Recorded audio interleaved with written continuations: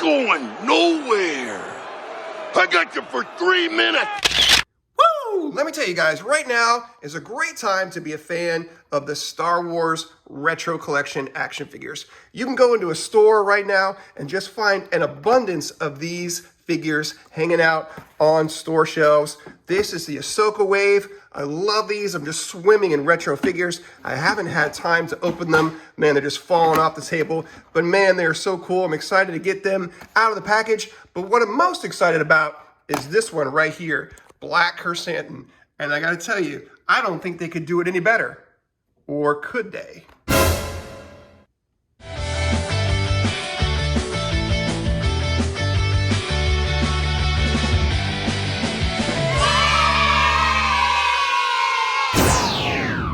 Welcome everybody to Collecting Star Wars. In my diverse collecting of Star Wars action figures, I've really taken a liking to Hasbro's Retro Collection.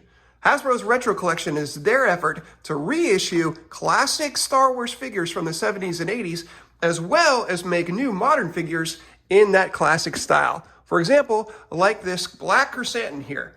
But Hasbro's not the only company to do this. So on this episode, we're going to decide who does it better, the big Hasbro Corporation or the small independent creators.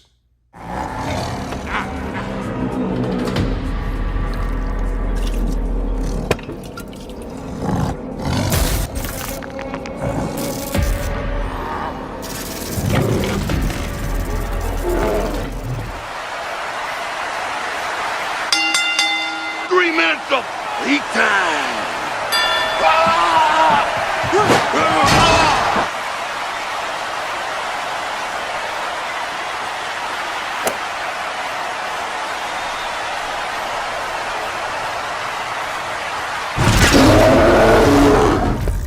Now, here we have our two Black Krrsantan retro style action figures side by side. The one on the left, of course, is Hasbro's Retro Collection, and the one on the right comes from Bobaluga Studios. Or I might be mispronouncing that. It could be Bobaluga. Makes sense because of Boba Fett. Find him on Instagram, and he does limited runs of characters, so get them while they're hot, and they are definitely worth the investment because they're just excellent. So I thought, why not compare these side by side? We're going to compare them using 4 metrics. Number 1 being the sculpt, 2 being paint, 3 being accessories, and 4 is just the overall, did they do the assignment, and does it look like something that the team in, Kenner in Cincinnati, Ohio in 1980, if Black Krrsantan were a character at that time, is this the character, is this the figure that they would have created? So that overall, did they do the assignment? So we're not gonna worry about card backs, because after all, Bobaluga didn't make a card back for their figures, and you can get a custom one, which is an excellent way to go if you want to do that. But the Hasbro ones really aren't that great. They've got this ridiculous sticker covering up the picture, this false, wearing on the side, and on the back is really nothing at all. So we're just, if we're grading card backs, Bobaluga would get a 0 and Hasbro would get an F. So we're just going to throw that out the window. If you want to get your own custom, here's one that I did where I took a retro figure and I put it on a recreation of a 1980 Empire Strikes Back Yoda card, and it looks great. It looks like the real thing, but this whole thing cost me maybe $30 as opposed to $1,000 that a Yoda still on card in this shape would cost you. Anyway, moving on, let's get down to the business of comparing these figures. First of all, we're going to compare the sculpt between Hasbro's Black Krrsantan and Bobaluga Studios. Now, the one thing that stands out to me is that Hasbro definitely made a bigger, beefier, broader version of Black Krrsantan than Bobaluga Studios did. I think what Bobaluga Studios did, rightly so, is that they pretty much copied the Chewbacca frame of Kenner in the 70s and 80s, whereas Hasbro did a good effort in making him bigger as the character is represented on screen. And then the other thing in the sculpt that's really stands out is the things that are sculpted on as opposed to the things that are loose. Hasbro has these loose braids, whereas Bobaluga, they are attached to the body. They're not going anywhere. You can see that Hasbro is a separate headpiece. The head does not turn, but Bobaluga is a solid headpiece to the figure. And Hasbro has, you know, the independent, this is not sculpted on the chest armor. That is not sculpted on, that is loose and removable, whereas Bobaluga's is sculpted on, and the intricacies in the filigree and the design, a little bit crisper, and you know, a little bit more going on. I like that in the Bobaluga's as compared to Hasbro's. And the one thing that really hinders Hasbro is, although you can remove the chest armor, the articulation is limited while it's on. Whereas Bobaluga, no problem, that arm goes round and round with no catch or no hindrance whatsoever. So they both have some plus and minuses. So I gotta say, overall, even though they're very similar, the differences are stark, and whether you prefer them or not, I think it's a tie. When it comes to sculpt, these guys are tied. Next, we'll compare the paint, and the obvious thing that you can notice straight away, whether you're close or far away, is that the face is way more detailed on Bobaluga's. The eyes of Hasbro's, I mean, he just looks, I don't know, that expression, what would you call that? Alert, but yet, you know, not really alive.